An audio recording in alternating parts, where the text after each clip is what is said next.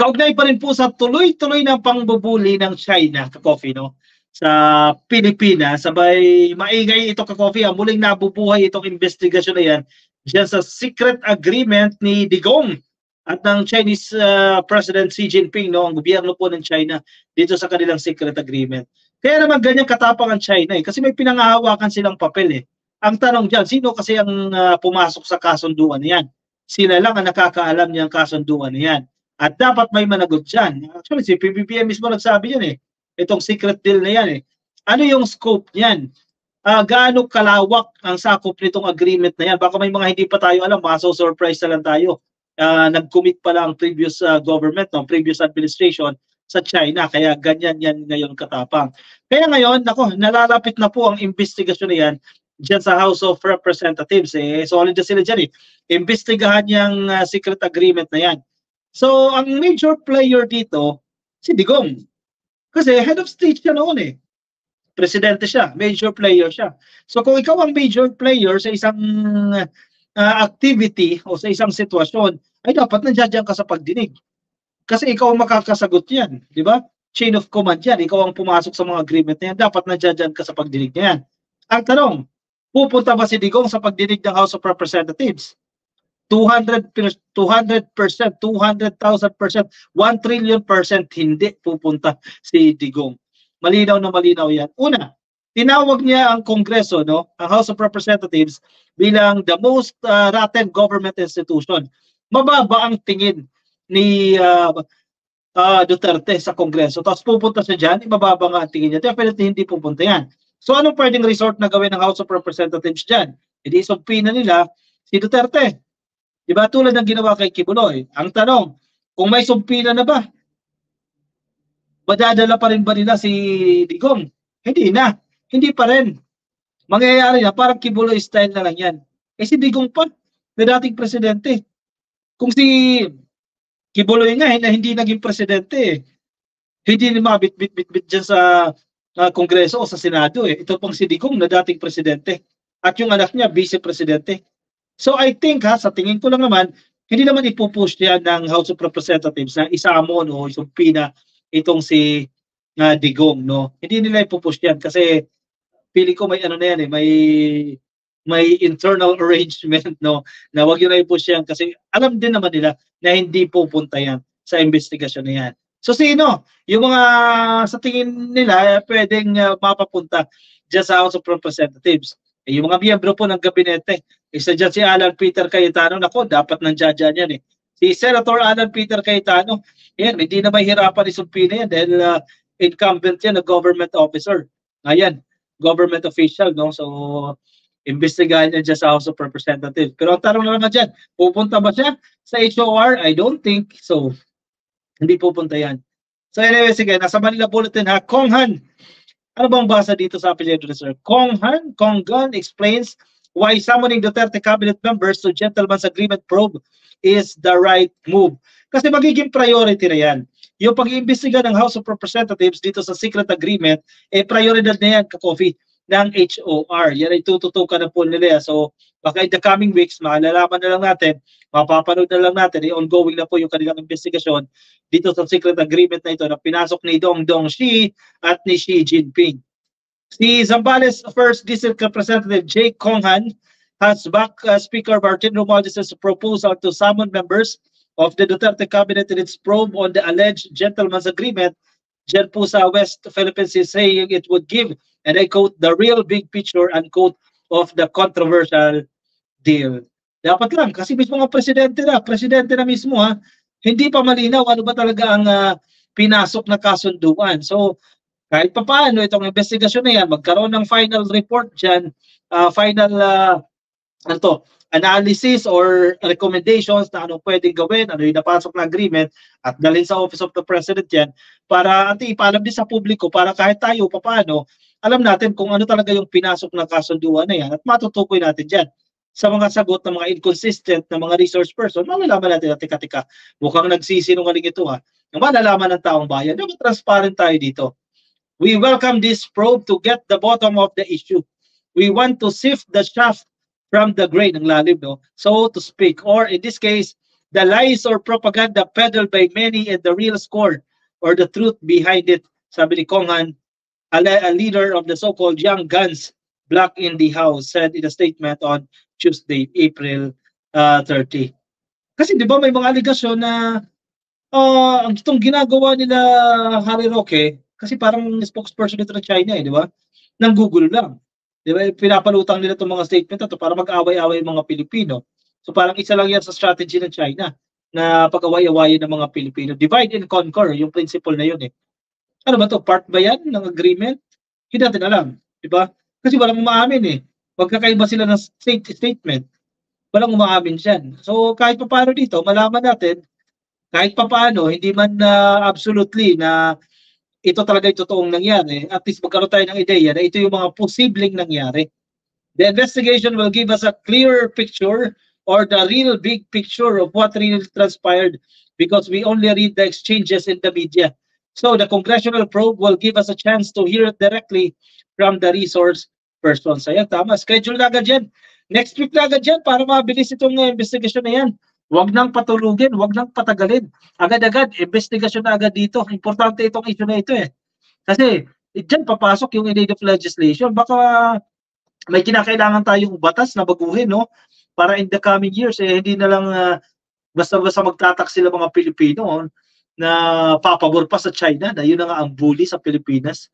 Kong Han, as Assistant Majority Leader, is the author of House Resolution number 1684. Read in plenary on Monday, the measure calls for an investigation on the supposed gentleman's agreement between former President Rodrigo Duterte and Chinese President Xi Jinping dyan po sa West Philippine Sea.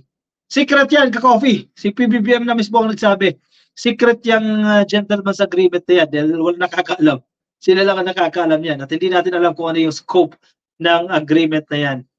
Following on Monday's plenary session, Romualdez floated the possibility of inviting cabinet officials of the previous government to attend the House probe on the supposed Duterte-Xi pact.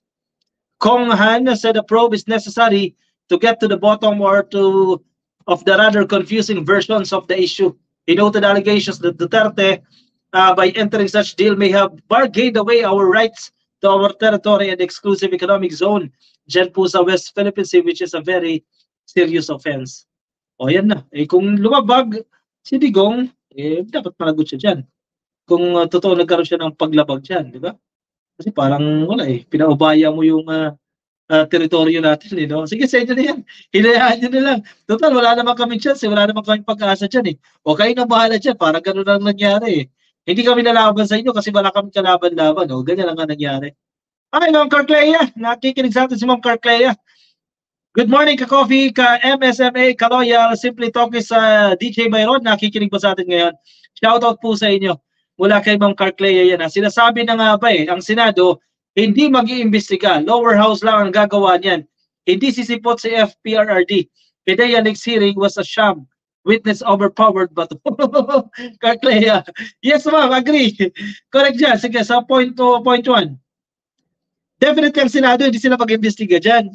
Kasi marami dyan, mga pro-Duterte pa rin, nandiyan pa rin, mga more than 5, mga pro-Duterte pa rin dyan, baka 10 nga ang pro-Duterte dyan sa Senado. So hindi sila mag-imbestiga dyan. Definitely House, kasi solid ang House, yung leadership under Romualdez, so sila talaga mag-iimbestiga dyan.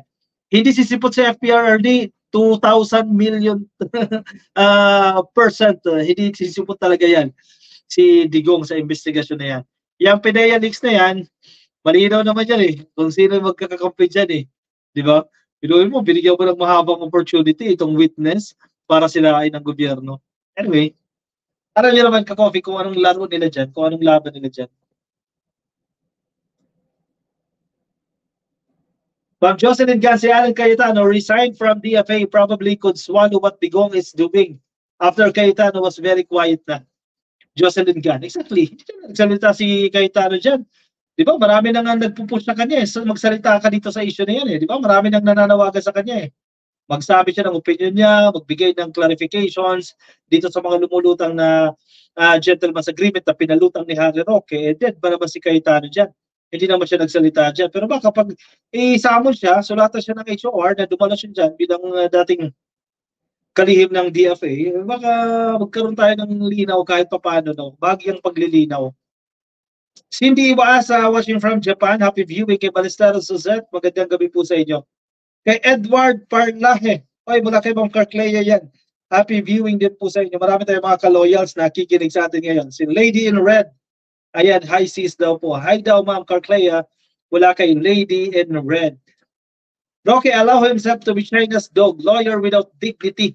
Binenta na ni Rocky ang kaluluwa sa China. Pero iba yung mga interviews niya sa media ng China, di ba? Nilalabas ng ano ng China eh. So parang ang dating, kung ikaw ay hindi ka Pilipino, no? Kung ikaw makababasa doon sa nilabas ng media ng China, yung mga former government officers, government officials ng administrasyon na ito, ng administrasyon ni Digong, pro-China. Ganun lang lumalabas doon eh. Pero nagpa-interview itong mga tao na to, si Digong, Harry Roque, itong si Malutikia. Di ba? Parang lumalabas. Siyempre, i-conclude ng mga nakakabasa ng article na yan, ayaw ng mga former officers, former officials kay PBBM. They are against the government na tumutuligsa dito sa China o nagko-call out dito sa maling ginagawa ng China. Resource person Morales was well organized in his lying tactics. Aquavis. Exactly. Pero kung titingnan mo naman kasi yung ano niya, yung credentials niya, yung profile niya, medyo problematic eh, di ba? Ang daming mga kaso, ang daming mga past history ng pagsisinungaling, false testimony itong suspect na ito. Carlos Mika, good evening, watching from Tokyo, Japan. Kay Emilia Lopez, ginamit pa ni Bato ang Senado sa drama niyang traidor na sa bayan. Sir Trevor, ayan napogi, shoutout po sa inyo, mula kay Mong Carclea. Kay CJM, oy, ka-coffee, marami pong mga lapses ang hearing na ginawa ni Bato, lalo na kay Morales. Pero fair daw, ka-coffee, gusto niya nung fair daw, siya daw dapat na magko-control kasi siya ang chairperson. Ganun ba yun? Polly Maribel Pasqua, kikinig sa Facebook. Kay Kim Santos, shoutout po sa inyo. Ayan, kay Carlos Mika, ma'am, thank you. Nandito po sa Facebook, ngayon ko lang nakita po. Adriano Valentin, kay Dennis, oy, so nakas naman si Dennis Macaso Sasar, nakikinig sa atin, okay, gabihay mo. At sa mga kababayan natin dyan sa Ada, Amandangay, Kabungaan, Balisara, shoutout po sa inyong lahat dyan. Ang kapal na mukha ni Morales, si PBBM pa ang sisisihan pag may tsumugi sa kanya. O yun na nga.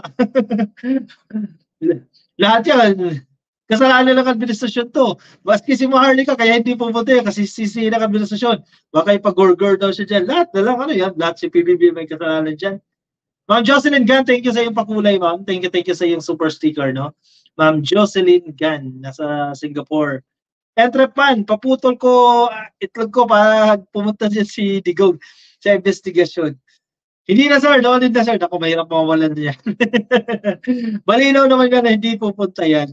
Sigurado tayo dyan, hindi pupunta yan. Kasi wala kang tiwala sa House of Representatives Kasi tinawag mo na most trusted government institution tapos isasubject mo yung sarili mo sa pagdinig na gagawin ng HOR. Definitely hindi gagawin ni Digong yan. No?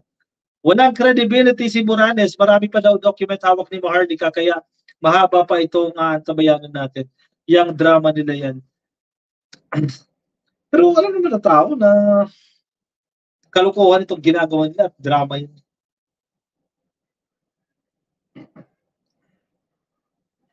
Minerva Stork, masyadong bias si Digong sa hearing. Berna Villaferte, good evening po sa inyo. Kay Mel Warren, hi ka-coffee, shoutout po sa inyo. Kay Eusebia Hiterosa, okay, nakahabol ako. Good day sa iyo ka-coffee. Thank you po. Ayan, nakahabol po kayo sa ating live stream. Anyway, mga nasa YouTube ka-coffee, baka di pa po kayo naka-follow hindi pa kayo naka-subscribe sa ating channel, pa-click lang po ng subscribe ka-coffee dyan sa baba at yung mga kapapasok lang, please like lang po ng button yan, i-like nyo lang po yung video na yan para sa ating attendance check. At kung kayo naman din nasa Facebook, sa ating Facebook page na ka-coffee, baka di pa po kayo naka-follow, i-click lang po ng follow or like at like lang din po itong video na yan. Vilma Belsonda, hello sir ka-coffee, good evening po. Wixi ba to? Nalampaso ni Idol on si Morales naman. Diyos Milos. Pero sabi niya, di ba? Ako ang chairman dito. Ako dapat ang mag-control, etc. Blah, blah, blah, blah, blah, blah, blah. Ano kung ikaw yung napapaikot? Kailangan mo experience dyan. Pag nag-chairman ka dyan, paikutin ka dyan, dapat strong ka dyan. Mukha ni PRRD, susunod na yung Kibuloy. Anyway, sige, move on tayo ka-coffee sa ating next topic. Kuha na kayo ng kape nyo. Last topic natin for tonight, ka-coffee.